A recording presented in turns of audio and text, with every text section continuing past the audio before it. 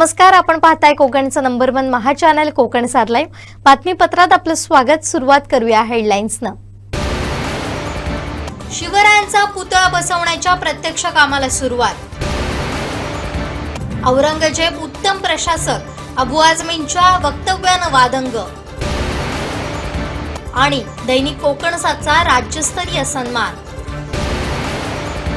आता पाहूया सविस्तर बातम्या. मुख्यमंत्री माझी लाडकी बहीण योजनेच्या फेब्रुवारी आणि मार्च महिन्याच्या हप्त्याबाबत मोठी अपडेट समोर आली आहे. फेब्रुवारीचा हप्ता महिना उलटून गेला तरी लाभार्थी महिलांना मिळाला नव्हता. त्यामुळे लाडक्या बहिणींकडून फेब्रुवारीच्या हप्त्याबाबत विचारणा होत होती. आता राज्य सरकारकडून मुख्यमंत्री माझी लाडकी बहीण योजनेचा फेब्रुवारी महिन्याचा हप्ता आंतरराष्ट्रीय महिला दिनाच्या पूर्वसंध्येला दिला जाणार असल्याचं समोर आलंय. महिला आणि बाल विकास विभागाच्या मंत्री अदिती तटकरे यांनी याबाबतची माहिती दिली आहे. मार्च महिन्याचा हप्ता विधिमंडळाचं अर्थसंकल्पीय अधिवेशनानंतर विभागाला निधी प्राप्त झाल्यानंतर दिला जाईल असं तटकरे यांनी म्हटलंय. त्यामुळे लाडक्या बहिणींना मार्च महिन्यात दोन्ही हप्त्यांचे मिळून 3000 रुपये दिले जाणार आहेत. लाडक्या बहिणींना आंतरराष्ट्रीय महिला दिनानिमित्त राज्य सरकारकडून गिफ्ट देण्यात येणार आहे. मुख्यमंत्री लाडकी बहीण योजनेचा लाभ डिसेंबर आणि जानेवारी महिन्यात 24 तारखेला देण्यात आला होता. फेब्रुवारी महिन्यातील लाभ न मिळाल्यानं सरकारवर टीका विरोधकांकडून करण्यात येत होती. आता 8 मार्चला म्हणजेच महिला दिनाच्या पूर्वसंध्येला महिलांना फेब्रुवारी महिन्याचे पैसे मिळतील, तर मार्च महिन्याचे पैसे अर्थसंकल्पीय अधिवेशन संपल्यानंतर मिळतील. म्हणजेच आंतरराष्ट्रीय महिला दिनाला 1500 महिलांना मिळणार आहेत. महिलांचा प्रतिसाद लाडक्या बहिणींना मिळतोय, त्यातून विरोधकांमध्ये नैराश्य पसरलंय. फेब्रुवारी महिन्याचा हप्ता जागतिक महिला दिनाच्या पूर्वसंध्येला मिळणार आहे. मार्च महिन्याचा हप्ता अर्थसंकल्पीय अधिवेशन संपल्यानंतर मिळणार असल्याचं महिला आणि बालविकास मंत्री अदिती तटकरे यांनी म्हटलंय. रोहित शर्माच्या नेतृत्वाखाली भारतीय संघ चॅम्पियन्स ट्रॉफी 2025 मध्ये सातत्यानं चमकदार कामगिरी करते. T20 विश्वचषक जिंकल्यानंतर आता रोहितच्या नेतृत्वाखाली भारतीय संघ सलग दुसऱ्या जेतेपदाकडे जोरदार वाटचाल करतोय. सलग 3 विजयांसह भारतानं उपांत्य फेरीतही स्थान मिळवलंय. संघ आणि कर्णधार रोहितच्या नेतृत्वाचे कौतुक होत असताना देशातील सर्वात जुना पक्ष असलेल्या काँग्रेसच्या एका महिला नेत्यानं भारतीय कर्णधारावर एक घृणास्पद टिप्पणी केली आहे. रोहित जाड आहे, त्याला वजन कमी करणं गरजेचं आहे. काँग्रेस नेत्याची ही टिप्पणी त्याच दिवशी आली जेव्हा भारतीय संघ दुबईमध्ये न्यूझीलंडचा सामना करत होता. काँग्रेस प्रवक्ता आणि व्यवसायानं दंतवैद्य डॉक्टर शमा मोहम्मद यांनी त्यांच्या माजी अकाउंटवर रोहितला टॅग करून एक पोस्ट केली आणि लिहिलंय, एक खेळाडू म्हणून रोहित शर्मा जाड आहे, त्याला वजन कमी करायला हवं आणि भारताच्या कर्णधारपदी निश्चितच प्रभाव पाडू शकला नाही. गेल्या काही वर्षात भारतीय कर्णधार रोहितवर त्याच्या तंदुरुस्तीबद्दल अनेक वेळा प्रश्न विचारले गेले, परंतु नंतर तो त्याच्या कामगिरीनं, मोठ्या खेळींनी आणि दमदार क्षेत्ररक्षणानं त्याचं उत्तर देतोय. रोहित वारंवार सिद्ध करतोय की मॅच फिटनेस आणि नियमित फिटनेसमध्ये खूप फरक आहे आणि तो मॅच फिट राहतो. शमा मोहम्मद इथेच थांबल्या नाहीत, तर त्या म्हणाल्यात की गांगुली, तेंडुलकर, द्रविड, धोनी, कोहली, कपिल देव, शास्त्री आणि त्याच्या आधी आलेल्या इतर खेळाडूंच्या तुलनेत त्याच्या इतके जागतिक दर्जाचं काय आहे. तो एक सामान्य कर्णधार आणि एक सामान्य खेळाडू आहे, जो भाग्यवान आहे की त्याला भारतासाठी खेळण्याची संधी मिळाली. हे ट्विट महिला नेत्यानं काही वेळातच डिलीट देखील केलंय. दैनिक कोकण सातचा विशेष राज्यस्तरीय सन्मान झालाय. मुंबई वृत्तपत्र लेखक संघाचा पु ल देशपांडे स्मृती राज्यस्तरीय सर्वोत्कृष्ट दिवाळी अंक पुरस्कार दैनिक कोकण सातला जाहीर झाला होता. मराठी भाषा गौरव दिनाच्या कार्यक्रमात हा पुरस्कार प्रदान करण्यात आला. दैनिक कोकण सातचे संपादक संदीप देसाई यांनी हा पुरस्कार स्वीकारलाय. मराठी वृत्तपत्र लेखक संघ मुंबईच्या वतीनं आयोजित केलेल्या राज्यस्तरीय दिवाळी अंक स्पर्धेमध्ये पु ल देशपांडे स्मृती सर्वोत्कृष्ट साहित्यिक अंक पुरस्कार दैनिक कोकण सातच्या दिवाळी अंकास देऊन गौरव करण्यात आलाय. मराठी वृत्तपत्र लेखक संघ मुंबई, दादर सार्वजनिक वाचनालय आणि मराठी विचारधारा प्रतिष्ठान गोरेगाव यांच्या संयुक्त विद्यमानं आयोजित मराठी भाषा गौरव दिनाच्या कार्यक्रमात धुरू हॉल, दादर सार्वजनिक वाचनालय इथं झालेल्या शानदार कार्यक्रमात ज्येष्ठ पत्रकार सचिन परब आणि मान्यवरांच्या उपस्थितीत पुरस्काराचं वितरण करण्यात आलं. दैनिक कोकण सातचे संपादक संदीप देसाई यांनी हा पुरस्कार स्वीकारला. यावेळी ज्येष्ठ पत्रकार सचिन परब, मुंबई वृत्तपत्र लेखक संघाचे अध्यक्ष रवींद्र मालुसरे, कवी एकनाथ आव्हाड, कामगार नेते दिवाकर दळवी, चित्रे उद्योग समूहाचे राहुल जोगळेकर, दादर सार्वजनिक वाचनालयाचे सेक्रेटरी यतीन कामथे, मराठी विचारधारा प्रतिष्ठानचे विश्वस्त विकास होशिंग उपस्थित होते. दिवाळी अंक स्पर्धेसाठी राज्यभरातून तसेच इंदूर, शिकागो, सिंगापूर येथून सुमारे 173 अंक स्पर्धेसाठी आले होते. यावेळी बोलताना ज्येष्ठ पत्रकार सचिन परब म्हणाले, अभिजात मराठी भाषा ज्ञानभाषा व्हावी याचा प्रचार करण्यासाठी मराठी वृत्तपत्र लेखक संघ मुंबईनं संकल्प केलाय. अभिजात बरोबरच ती अधिकाधिक व्यावहारिक अशी होईल यासाठी प्रयत्न झाला तरच हे शक्य आहे. 49व्या राज्यस्तरीय दिवाळी अंक स्पर्धेतील उत्कृष्ट दिवाळी अंकाचा विविध पुरस्कार देऊन सचिन परब यांच्या हस्ते सत्कार करण्यात आला. स्वागत प्रमुख कार्यवाह प्रशांत घाडीगावकर, सूत्रसंचालन कार्यवाह नितीन कदम, राजन देसाई तर आभार प्रदर्शन दिगंबर चव्हाण यांनी केलं. कार्यक्रम यशस्वी करण्यासाठी माजी अध्यक्ष विजय कदम, मनोहर साळवी, सुनील कुवरे, कार्याध्यक्ष रमेश सांगळे, कोषाध्यक्ष आत्माराम गायकवाड, आबास आतार यांनी परिश्रम घेतले. या गौरवामुळे दैनिक कोकण सच्चा शिरपेचा आणखीन एक मानाचा तुरा रोवला गेलाय. हे सगळं वाचून कोणीतरी आम्हाला नीट समजून सांगावं की खरोखर लोकांचं मत काय आहे. इतक्या वेगवेगळ्या पद्धतीने लोक व्यक्त होत आहेत आणि त्याच्यातलं सत्य शोधण्यासाठी आपल्याला उद्या AI ची मदत घ्यावी लागणार आहे. इतक्या पद्धतीने ही माणसं व्यक्त होत आहेत. पण ज्या काळात अशी व्यक्त होण्यासाठीचे मंचच उपलब्ध नव्हते, ज्या काळात असे व्यक्त होण्यासाठीचे मंचच उपलब्ध नव्हते, त्या काळात सर्वसामान्य घरांमधली माणसं ही धडपडत होती की आम्हाला कुठेतरी व्यक्त व्हायचंय. त्यांना वर्तमानपत्राच्या ऑफिसेस मध्ये स्थानच नव्हतं, त्यांना कोणी उभंच करत नव्हतं. त्यांना कुठले तरी कोर्स लागत होते, कुठली तरी आडनावं लागत होती, आतमध्ये जाण्यासाठीचा मार्गच नव्हता. अशा वेळेस कामगार वस्तींमधली, चाळींमधली, बैठ्या चाळींमधली, ज्याला लोक झोपडपट्ट्या म्हणतात, अशी माणसं ताकदीने लिहित राहिली आणि ती माणसं एकत्र आली. त्याला यावर्षी 75 वर्ष पूर्ण. हा सर्वसामान्य माणसाचा आवाज आहे, हा सर्वसामान्य माणसाचा आवाज आहे आणि तो उभा करण्यासाठी नवशक्ती नावाचं एक वर्तमानपत्र ज्यांनी पुढाकार घेतला आणि ही संस्था उभी राहिली, त्या नवशक्तीत काही महिने मी संपादक म्हणून काम केलंय. त्याच्यासाठी मला फार आनंदाची माझ्यासाठीची गोष्ट आहे. जशी साहित्य संमेलन. पंतप्रधान नरेंद्र मोदी यांनी विश्व वन्यजीव दिनानिमित्त सोमवारी गुजरातमधील जुनागड जिल्ह्यातील एका अभयारण्यात जंगल सफारीचा आनंद घेतला.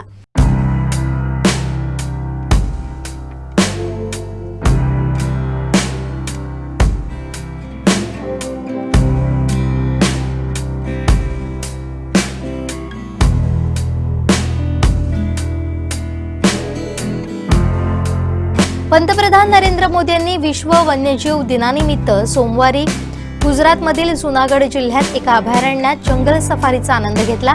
पंतप्रधानांचा हा लूक सोशल मीडियावर प्रचंड प्रसिद्ध झाला. यात पंतप्रधानांच्या हातात कॅमेरा आणि डोक्यावर टोपी असा सुंदर जंगल सफारीचा पोशाख पाहायला मिळाला. सोमनाथहून परतल्यानंतर मोदींनी सासनमधील वन अतिथीगृह सिंह सदन या ठिकाणी रात्र काढून तिथल्या 12 ज्योतिर्लिंगांपैकी पहिल्या ज्योतिर्लिंगाचं दर्शन घेतलं. या फोटोमध्ये नरेंद्र मोदी सिंहाचे फोटो काढताना दिसले.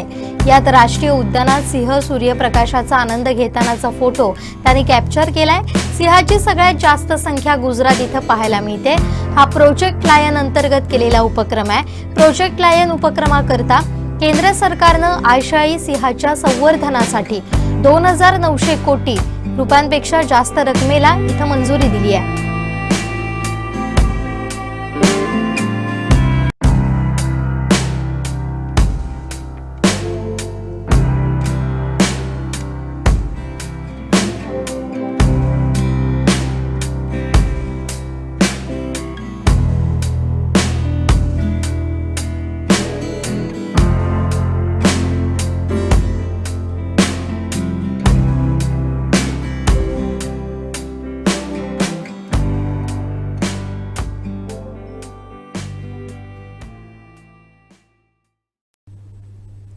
हर्डी येथील घनकचरा प्रकल्पाला वारंवार आग लागून परिसरात 2 किलोमीटर परिसरात धुराचं साम्राज्य निर्माण होत आहे.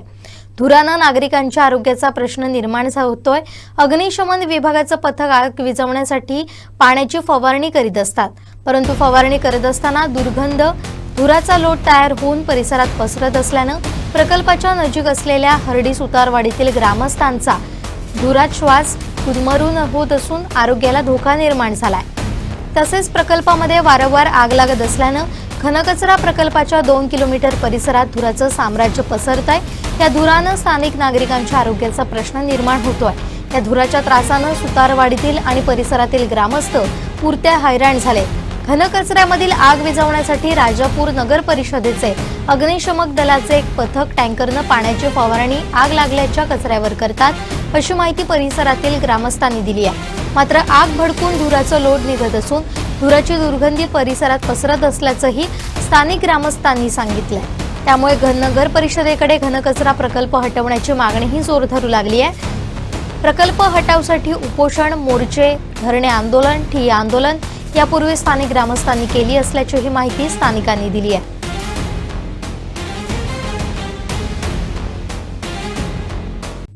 विधिवत पूजा करत राजकोट इथं आरवली येथील शिवचैतन्य आजोबा यांच्या उपस्थितीत आणि छत्रपती शिवाजी महाराजांच्या जयघोषात शिवरायांचा पुतळा बसवण्याच्या प्रत्यक्ष कामाला सुरुवात करण्यात आली आहे। ज्या खडकावर महाराज उभे दाखवण्यात येणार आहेत ते खडक बसवण्यात आले।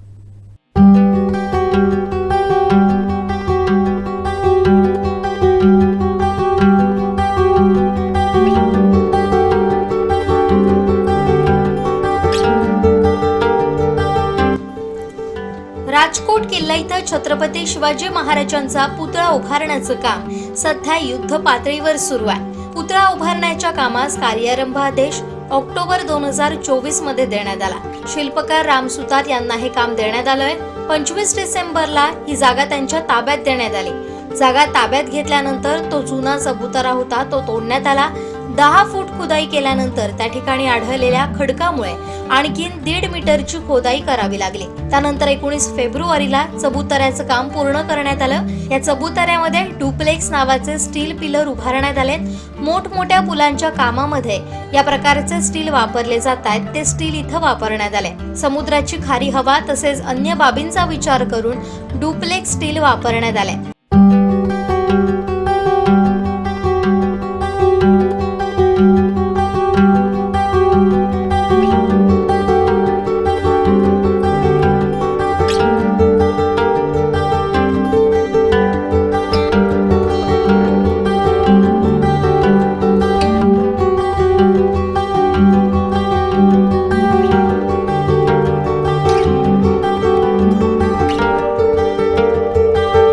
पुतळ्याच्या उभारण्यासाठी चांगल्या दर्जाचे ब्रांच वापरण्यात आलेत। या चबुतऱ्यावर जे ब्रांचचे खडकाचे भाग आले आहेत ते बसवण्याच्या कामास आजपासून सुरुवात करण्यात आली आहे।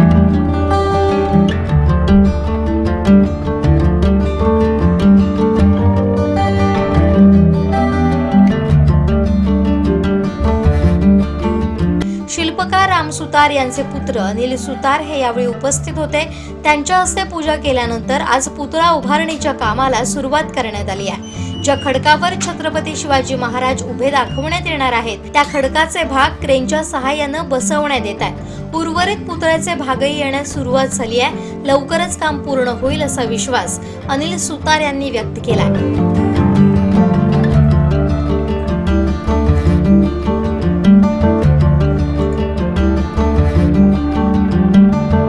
आज मला खूप आनंद होतोय की आमचे गुरुजी स्पेशली इथे आलेत आणि त्यांनी पूजन करून घेतलं। इथे त्यांचं मान्यता होते की इथे आपल्याला पूजन करूनच आपल्याला पूर्ण करायला पाहिजे काम, आणि फाउंडेशनच्या वेळेस सुद्धा आले होते आणि तेव्हा पण पूजन केलं आणि त्याच्यात हे पूर्ण आज फर्स्ट स्टेप झाली आहे। आता पुढचा जो आपलं काम आहे ते म्हणजे योग्य तऱ्हेने व्हावं आणि आपल्याला सफलता मिळावी, त्याच्यामुळे आमच्या गुरुजींनी आज पूजा केली आणि त्याच्यामध्ये आपण आज पुतळ्याचा पहिला पार्ट आता तुमच्यासमोर ठेवून घेतला आणि आता आशा आहे की म्हणजे बिना काही विघ्न आपल्याला हा पुतळा पूर्ण लावता येईल। माझी टीम पूर्ण इथे आहे आणि आता ते सुरुवात करतील सगळे पुतळे लावण्याची आणि वेल्डिंगची। म्हणजे 45 डेज ते 60 डेज म्हणजे याच्यामध्ये आम्ही प्रयत्न करतोय 15 एप्रिलपर्यंत पूर्ण करण्यासाठी। पण इथे जसं हवामान आहे किंवा गरमी आहे त्याच्यामध्ये काही अडचणी आले तर थोडंसं इकडे तिकडे होऊ शकतं, पण 15 एप्रिलपर्यंत करण्याची आमची आहे गोल. पुतळा उभारण्याची. तर ते हां 10 फुटाचे पार्ट्स लावत जाऊ आपण आणि ते वेल्डिंग करत जाऊ. ते 60 आणि त्याच्यावर तर 83 फुटात देशभरात म्हणजे खालचं बेस 10 फुटाचा आहे, पेडेस्टल जे आहे त्याच्यावर साधारण 83 फीट उंच पूर्ण पुतळा होईल तलवारीच्या टोकेपर्यंत. महाराजांची हाईट आपण 60 फूट घेतली. तलवार 23 फुटाची आहे, म्हणजे साधारण खांद्याच्या पासून त्याला 23 फूट जर धरलं, कारण हात असा उंच आहे, त्याच्यानंतर साधारण 83 फीटपर्यंत व्हायला पाहिजे. कारण त्या तुकड्यांमध्ये वेल्डिंग केलं जातं म्हणून अजून पूर्ण आपण कॅल्क्युलेट नाही करू शकलो, पण साधारण एवढे येईल 80 to 83 मिळतं आहे. आपल्या इथले जे अजित पाटील जे आहेत आणि इतर स्टाफ आहे, इवन गावातले जे लोक आहेत त्यांचा खूप आम्हाला सहयोग मिळतो आहे, कारण त्यांना माहिती इथे एक उत्कृष्ट प्रकारचा पुतळा होणार आहे आणि त्यांना पण हाऊस आहे की म्हणजे लोकात लोक कसं होईल तर आपल्याला ते सगळी मदत करतात आहे.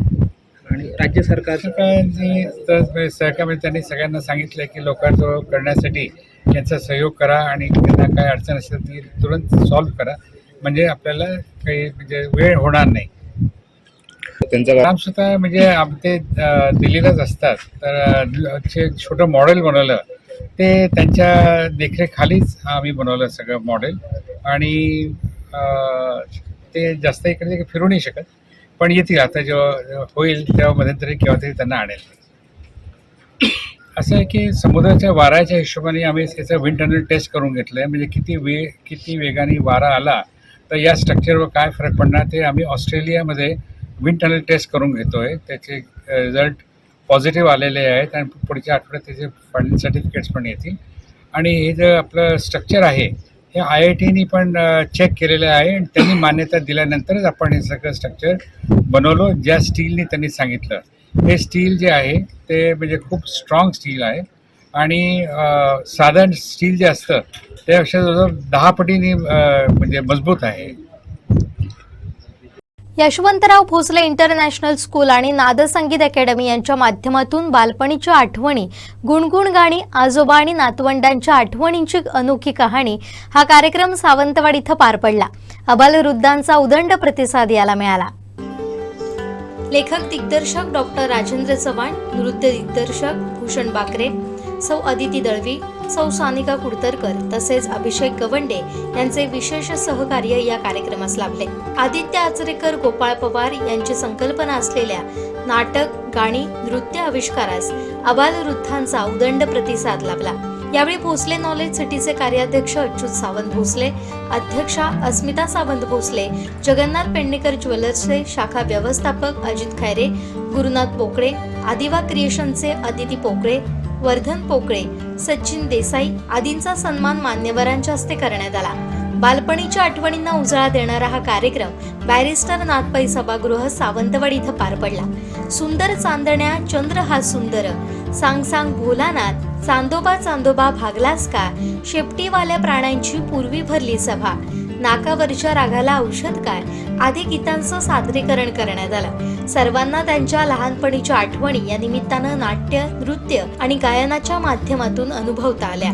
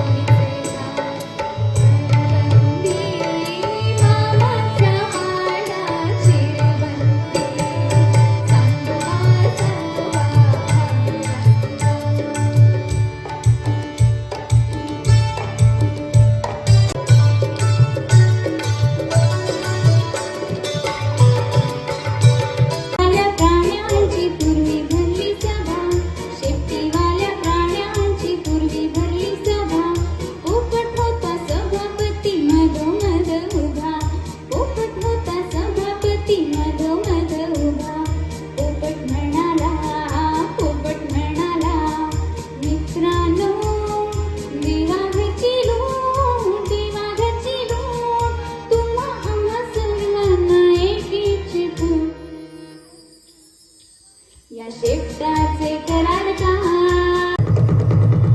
शकुंसा असू देल का ते बोल.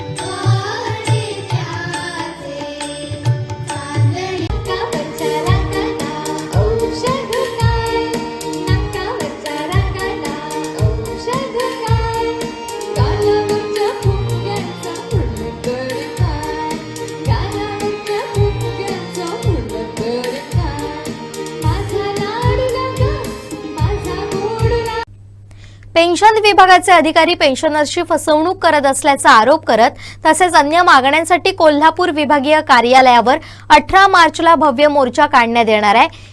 ईपीएफ पेन्शनर संघाच्या अखिल भारतीय समन्वय समितीचे राष्ट्रीय महासचिव अतुल दिघे यांनी या मोर्चात पेन्शनर्स यांनी मोठ्या संख्येनं सहभागी होण्याचं आवाहन केलं आहे. मी अतुल दिघे, मी ईपीएफ पेन्शनर संघांची अखिल भारतीय समन्वय समिती याचा महासचिव आहे.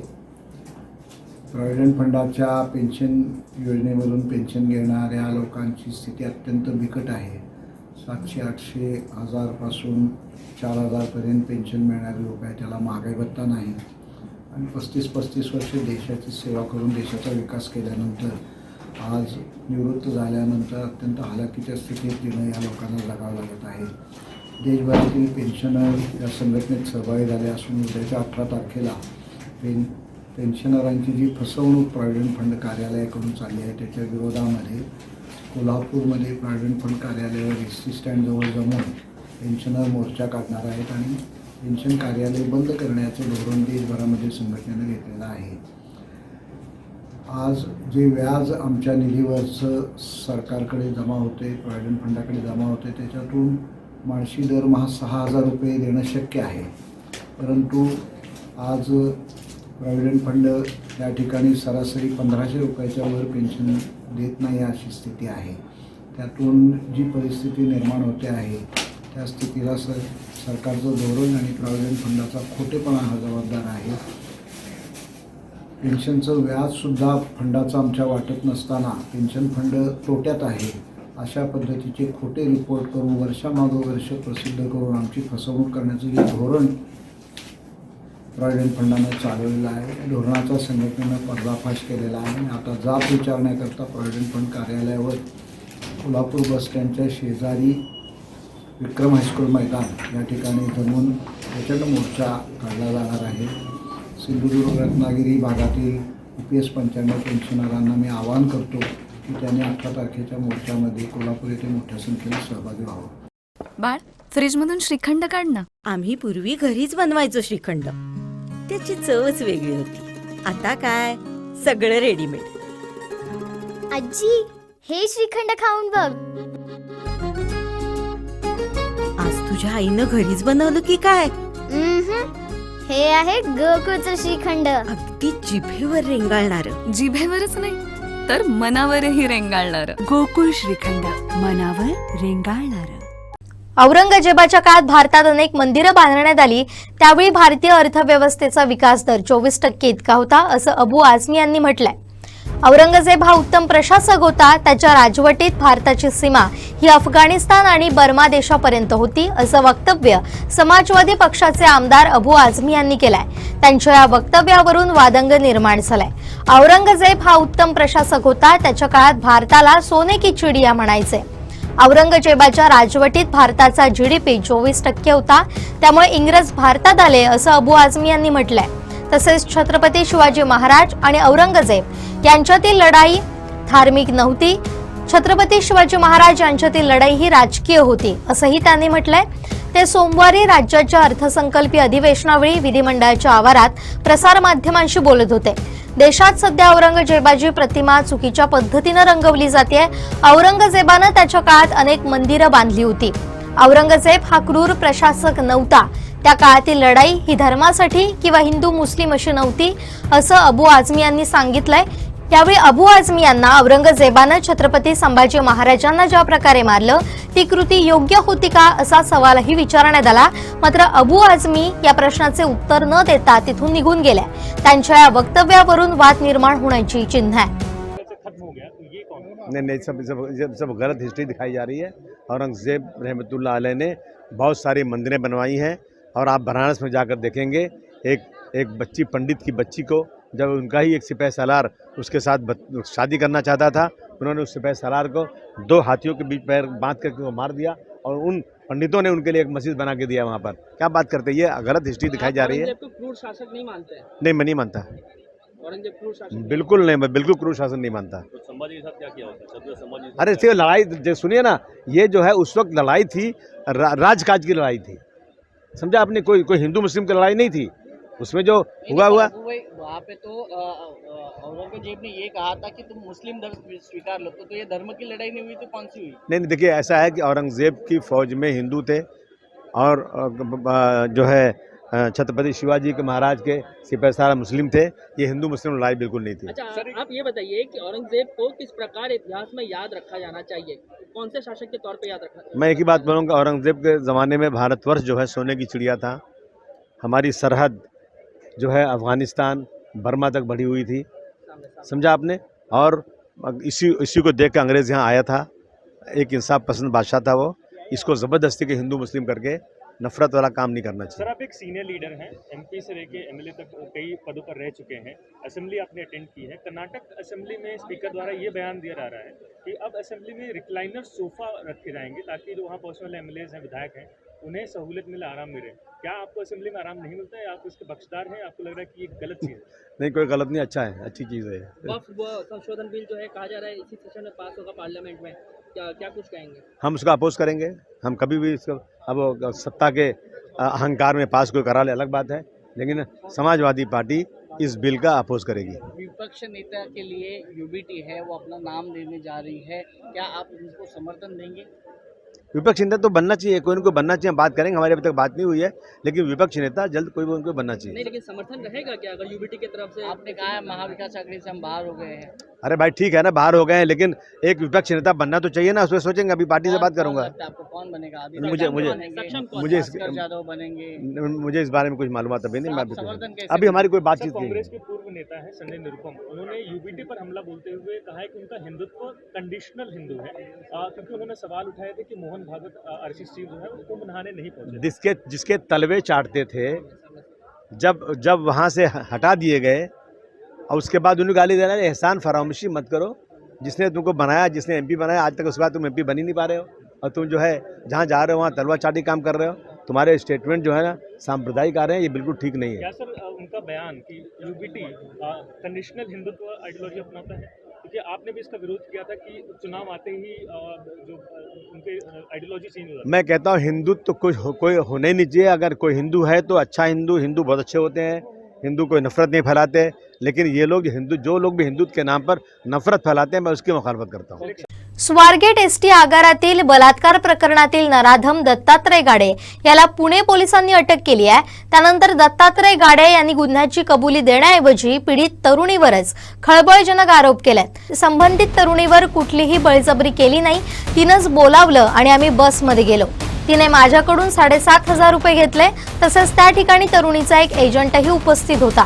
यामुळे आमच्या दोघांमध्ये जे घडलं ते संमतीनं झालं, असा दावा दत्तात्रय गाडे आणि त्याच्या वकिलांनी केलाय। इतकंच नाही तर दत्तात्रय गाडेच्या पत्नीनंही नवऱ्याची बाजू उचलून धरली आहे। बलात्कार झाला तर मग तरुणीचे कपडे फाटले का नाहीत, तिच्या अंगावर काही ओरबडलेलं का दिसत नाही, बसमध्ये आधी तरुणी गेली, मग माझा नवरा गेला, त्यानंतर 2च मिनिटात ते बाहेर आले, याला बलात्कार म्हणतात का, असा सवाल गाडेच्या बायकोनं केला होता। अटक केल्यानंतर आरोपी दत्तात्रय गाडे यानं आपण तरुणीवर अत्याचार केला नाही, तर तिच्या सहमतीनं शरीरसंबंध ठेवले होते, त्यासाठी तिला 7,500 रुपये दिलेत, असा दावा केला होता। गाडेच्या वकिलांनीही तोच दावा केला होता। त्यानंतर पोलिसांनी आरोपी दत्तात्रय गाडेच्या बँकेची तपासणी केली, त्यावेळी धक्कादायक बाब समोर आली आहे। दत्तात्रय गाडेच्या बँक खात्यात महिनाभरापासून फक्त 249 रुपये आहेत। बलात्काराच्या घटनेपूर्वीपासून त्याच्या बँक खात्यात फक्त 249 रुपये शिल्लक असल्याची माहिती समोर आली आहे। त्यामुळे दत्तात्रय गाडे याच्या वकिलांनी दावा केल्याप्रमाणे तरुणीला शरीरसंबंध ठेवण्यासाठी जे 7,500 रुपये देण्यात आले, ते पैसे कुठून आलेत, असा प्रश्न उपस्थित होतोय। गुन्हा घडल्यानंतर दत्तात्रय गाडेनं आपला मोबाईल बंद केला होता।